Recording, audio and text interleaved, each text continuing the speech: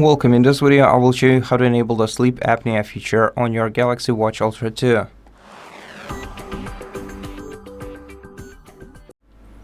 We're gonna need to use our smartphone along with the watch to enable this feature.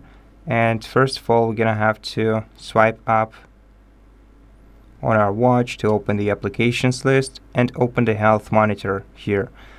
After that, you're gonna have to give this application all the permissions on your watch and then install it on your phone by selecting Sleep Apnea, and after that you'll be redirected to the Samsung store page where you'll be able to download and install the application. And once you have installed it, you will see show on phone icon right here, and if you tap on it, you'll be redirected to this app, or if you just open this app from your smartphone using the applications list. After that, once you have opened this Samsung Health Monitor, you're gonna have to create your health profile by entering your first name, last name, date of birth, and gender. And once you have finished, you're gonna have to select Sleep Apnea category, then tap Get Started, and then you'll be presented with three choices. So answer whether your doctor has diagnosed you with sleep apnea.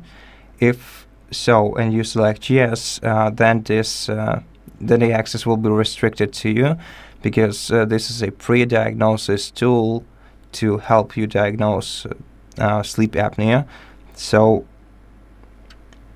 if you want to set up on your watch, you have to select no, then tap next, then select whether doctor has diagnosed you with any of these conditions,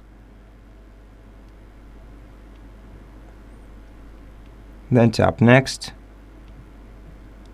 Get to know with how this feature works. So as you can see, your watch can check for signs of obstructive sleep apnea while you sleep, so you just have to wear your watch during your sleep, and it will help you detect whether you have this